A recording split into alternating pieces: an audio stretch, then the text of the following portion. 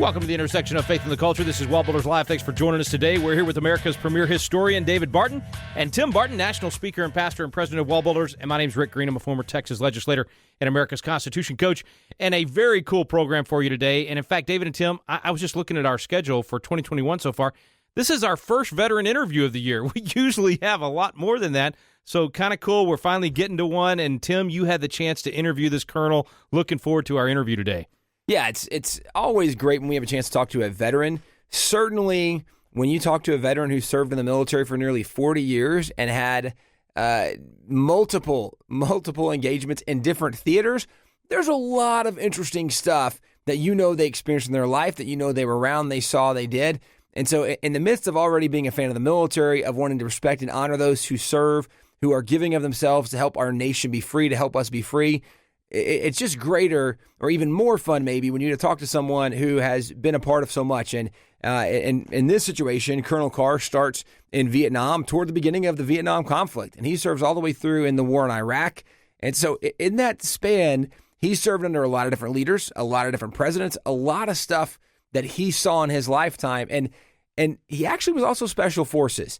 And when you're in the military for nearly 40 years and you do that in a special force capacity, you got to be a pretty special person to be 40 years in the special forces. So Certainly he was somebody fun to talk to. And I think of somebody like that, particularly in the early years of Vietnam, and it takes me back. I recently rewatched the movie 12 Strong. And if people haven't seen that, it's a great movie. It's based on a true story that happened right after 9/11. Some of the first guys into Afghanistan and what they did as special forces guys and the kind of missions they went on.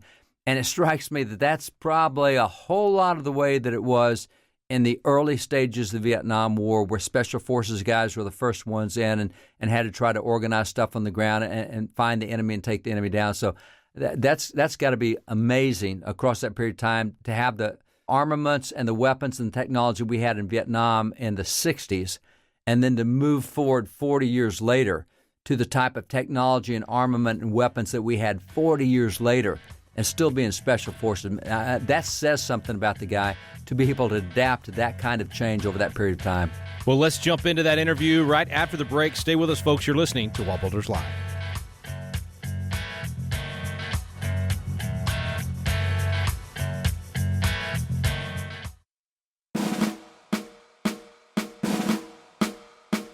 This is Tim Barton from WallBuilders with another moment from American history. Many today assert that religion is something private, that it has no place in the public square, and that it is incompatible with government. But the Founding Fathers believed exactly the opposite.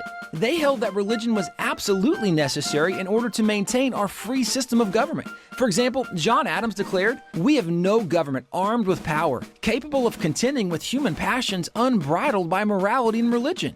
And signer of the Declaration, Benjamin Rush, similarly affirmed, "Without religion, there can be no virtue, and without virtue, there can be no liberty, and liberty is the object and life of all Republican governments." The Founding Fathers understood that limited government required public morality from the people, and that public morality was produced by the Christian religion. For more information about the Founding Fathers' views on religion and public life, go to wallbuilders.com.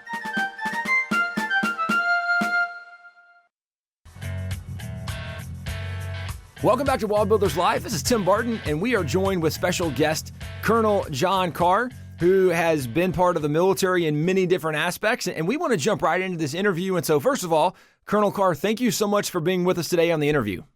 My pleasure, I assure you. Well, knowing that you have a very long military career, at least some very interesting details of this career, let's just start with, how did you get involved in the military in the first place? Well, when I was in high school and early college, this is 65, 66, the song, The Ballad of the Green Berets, was popular. And I decided that I wasn't doing real well at East Texas State University, so I decided I was going to join the Army and go to Special Forces. And so I did. I was a buck private, but I took some tests. They offered officer candidate school to me, and I took that. And after OCS, they selected me for Special Forces training, Green Beret training, and I took it. I was happy to go. So maybe you can help refresh my memory. So for me, growing up in Texas, I have grown up in the country. We had a farm and a ranch. And so part of growing up as a Texan, as a country boy, John Wayne is part of your childhood growing up, right? So we saw all these John Wayne movies. And most of the early knowledge I had of the Green Berets was from John Wayne Green Beret movie. So help me understand context. Was that around the time that you joined when this movie was done, or did that inspire you at all? Actually, no. The movie was while I was already in the Army. In fact, I was in officer candidate school, and John Wayne was filming the movie while I was in OCS. Because of the limitation on what candidates can do, I sang in the choir. Being a Christian, I wanted to sing in the choir anyway. Well, one day John Wayne came in and heard us singing, said, "I want to film y'all tomorrow." So I got to spend all day with John Wayne, and they cut every bit of that out of the movie. Oh, no. But I still feel like that already gives you a different level of credibility in my mind, that you got to be with John Wayne and film with him. That is all day. That is awesome. And so okay, so you were already in the military. You're already officer candidacy training. And so after that, you become a Green Beret. Do you get sent quickly to go be part of the conflict with the Vietnam War? Yes, I've spent a year in training. In Special Forces, there are a few, they call them military occupational specialties of the enlisted. It's weapons, heavy weapons, light weapons, intelligence, operations, communications, and medical, and engineer. And so in my training, I got a bit of all of it so I could know what to do when I got there. So the January of 1969, I arrived in Vietnam, and I went to the camp called Dak Siang, DAKSEANG, which is where Cambodia, Laos, and Vietnam all come together. And I made the 10th American at that camp. Wow. Yeah. So I would presume that you're working with people that English is not their primary language. So you're now also presumably having to conduct operations with other units who don't speak English. What was that like in Vietnam, and knowing also that your experience is probably going to give context for many people. So my generation, I'm 38 years old right now, and I was born at the beginning of the millennial generation. So even people the generation before me, there's a perception of the Vietnam War that there was a lot of negative perception surrounding it. And one of the things I'm very grateful for today, I have a couple brothers in the military, is that Americans are certainly a lot more appreciative of the military today than my understanding of what was going on during the Vietnam War when people were coming back from Vietnam. So first, if you would give some context of what maybe were operations like working with other nations, and then what was it like when you came home after this? How was life for you? Those are real good questions, Tim.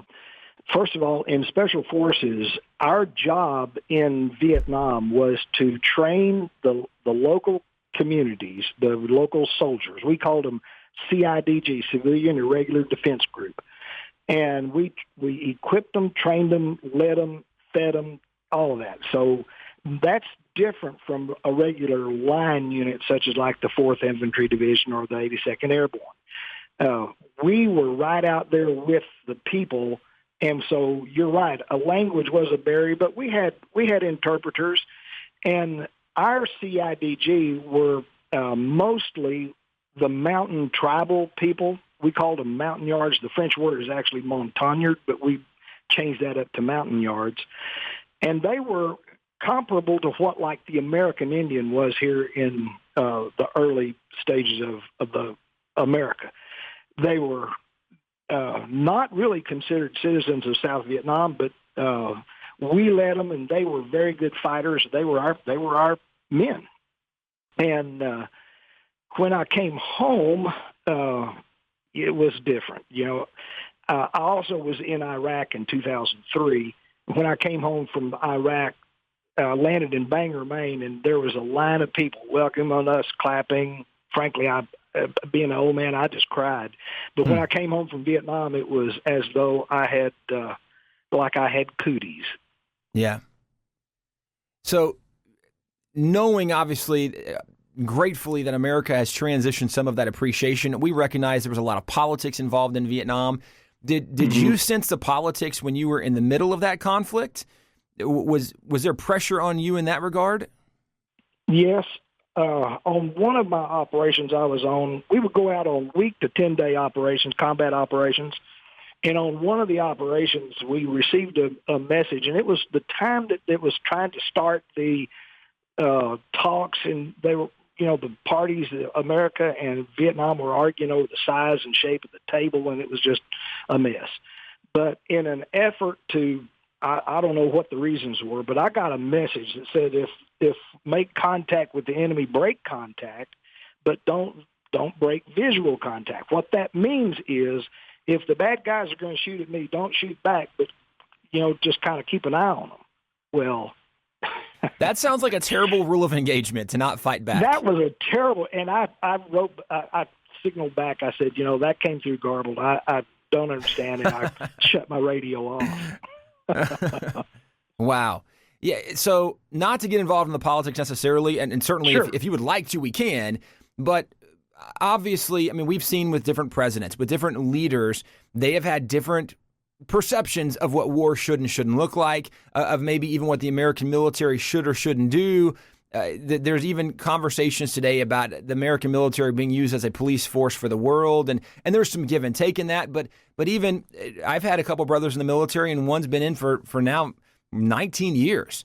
And he's seen in different presidents many different rules of engagements. He's had several deployments. He's been in many firefights. And so we know that is a very real thing that can be a challenge and a difficulty for soldiers.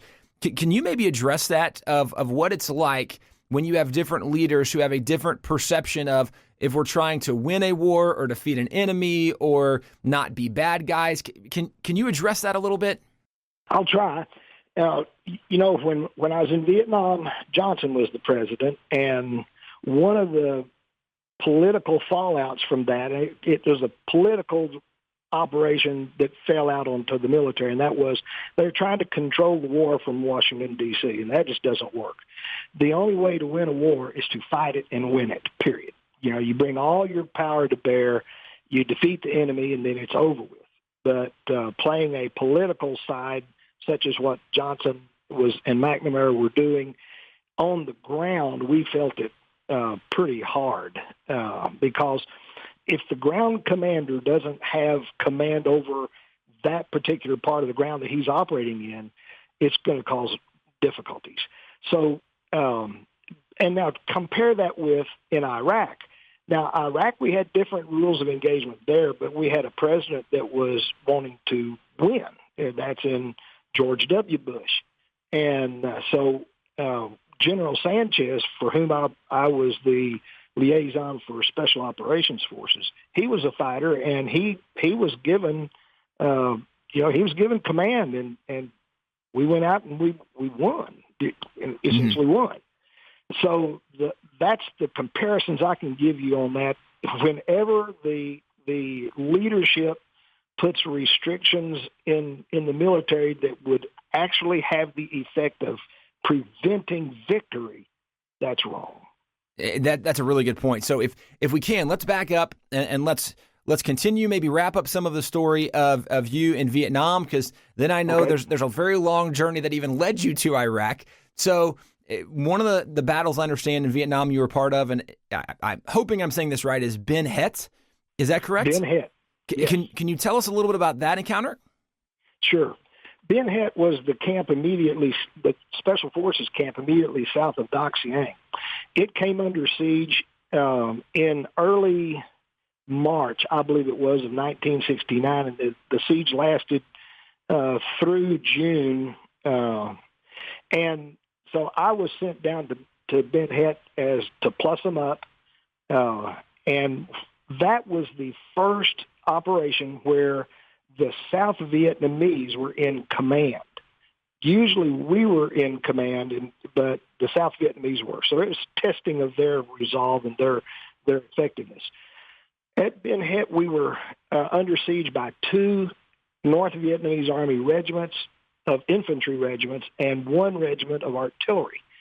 The siege lasted a long time. In fact, they came at us with 3 tanks, but each of those tanks got thoroughly destroyed.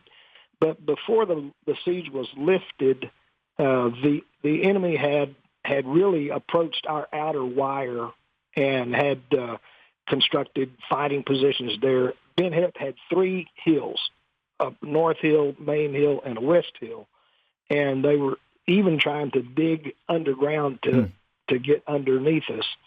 But what saved and what broke that battle up was the B-52 strikes that came in there, and that over time just decimated them. So that was a terrible, terrible battle.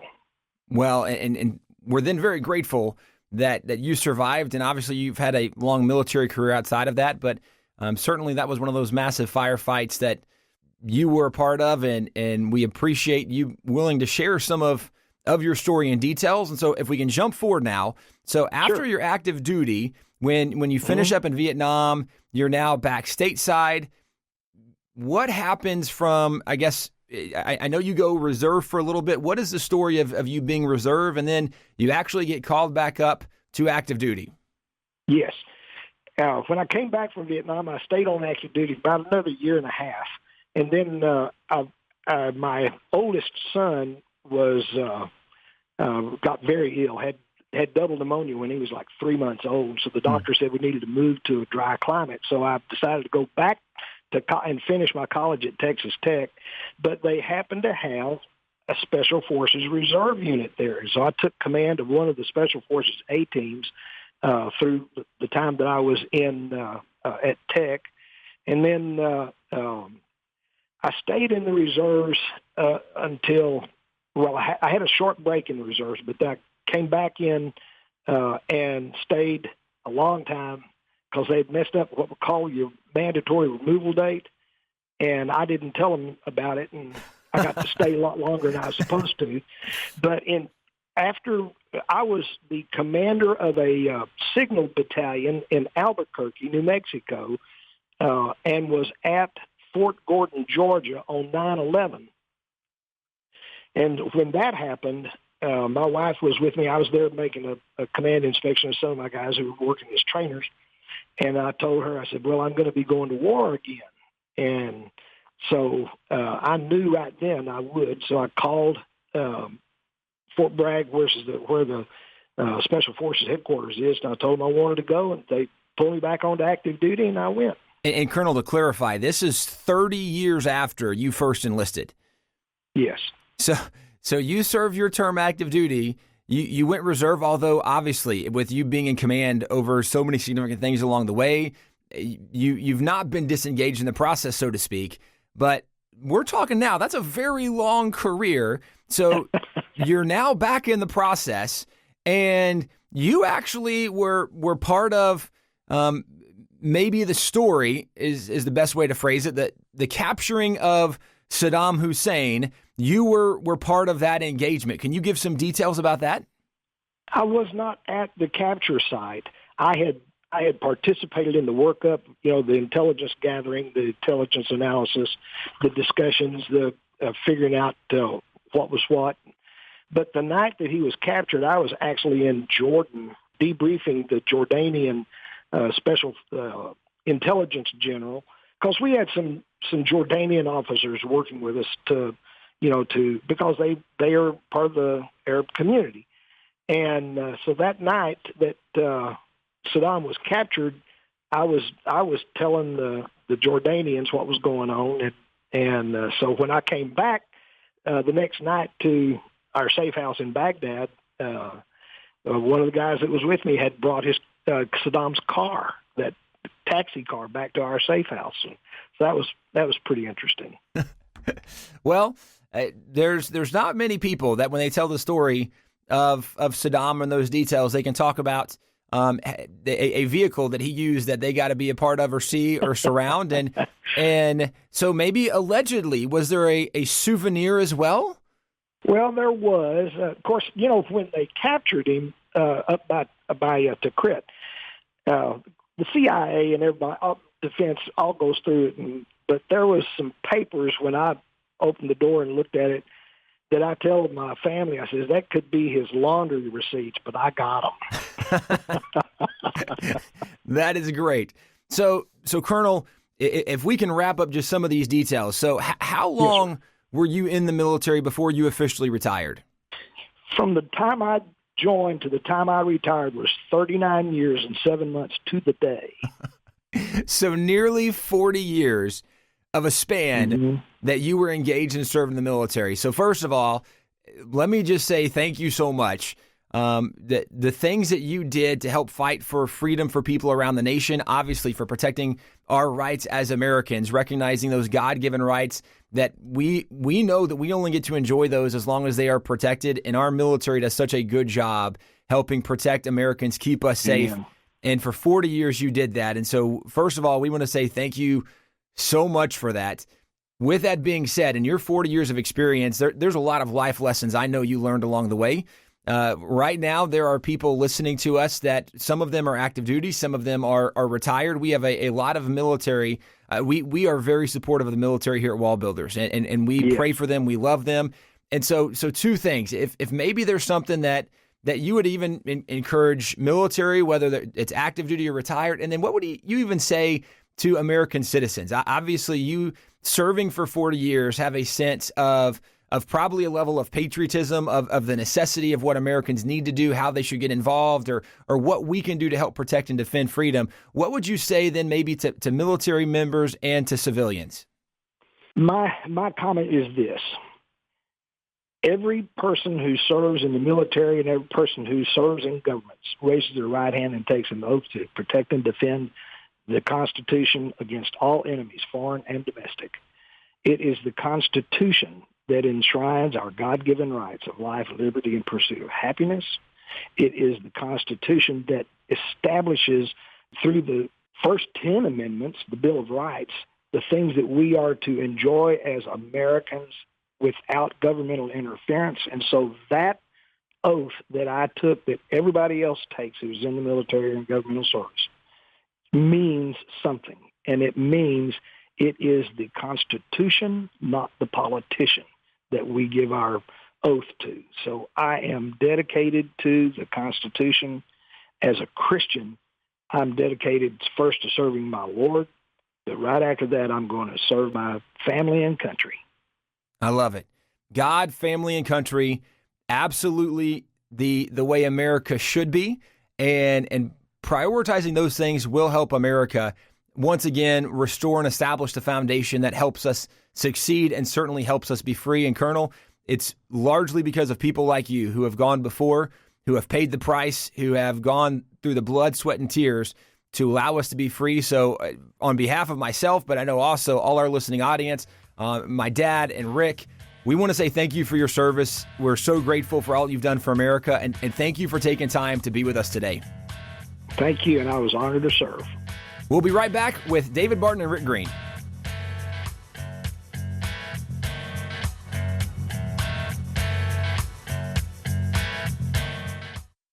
Hey friends, if you've been listening to WallBuilders Live for very long at all, you know how much we respect our veterans and how appreciative we are of the sacrifice they make to make our freedoms possible. One of the ways that we love to honor those veterans is to tell their stories here on WallBuilders Live. Once in a while we get an opportunity to interview veterans that have served on those front lines, that have made incredible sacrifices, have amazing stories that we want to share with the American people. One of the very special things we get to do is interview World War II veterans. You've heard those interviews here on WallBuilders Live, from folks that were in the Band of Brothers to folks like Edgar Harrell that survived the Indianapolis to so many other great stories you've heard on WallBuilders Live.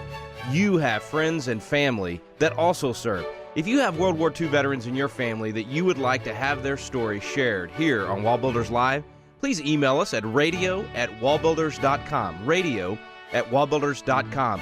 Give us a brief summary of the story, and we'll set up an interview. Thanks so much for sharing here on WallBuilders Live.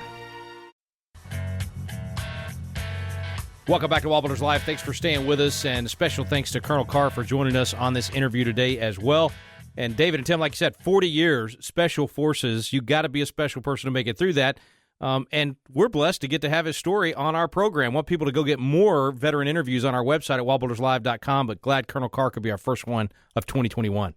Well, guys, you already know probably one of my favorite parts of the whole interview was when I find out that he got to meet John Wayne, right? Like, okay, that's just cool growing up as somebody who in the country and so many John Wayne movies. That was awesome. Certainly then hearing some of his story unfold, a lot of cool details in his story. Well, I thought it was neat, too, that the group he was working with would be a lot like the Native American Indians. I mean, he said being with those tribes was a lot like being with natives in the old Wild West kind of days. I mean, that would have been quite an experience culture-wise as well as strategy and tactic-wise. But I got to agree with you, Tim. John Wayne, and how cool would that be to be a Special Forces guy in a choir? I don't know if the whole choir was made up of Special Forces or not, but it's the group that was in. But how fun would that have been for him to be there with John Wayne and spend a day taping there? Now, obviously, as he mentioned, it didn't make the final cut in Green Beret, but nonetheless, I usually don't think of a Special Forces guy as a choir guy, but what an amazing thing that would have been. Such a cool story. Thank you, Tim, for grabbing that interview, and thank you for listening today. All of you out there that are listening, we've got more of these veteran interviews at our website, wallbuilderslive.com. There's also a CD available with some of the best of those veteran interviews, and a lot more information at wallbuilderslive.com as well. That's the place where you can get archives of the program. You can go back into the previous weeks if you missed some Good News Fridays or Foundations of Freedom Thursday or some of the interviews we typically do on Monday through Wednesday. All available right now at wallbuilderslive.com. And, of course, that's the place you make your contribution. We sure appreciate you coming alongside us, locking shields with us, helping us to amplify this voice of truth out there in the culture. Thanks so much for listening today. You've been listening to WallBuilders Live. We stand under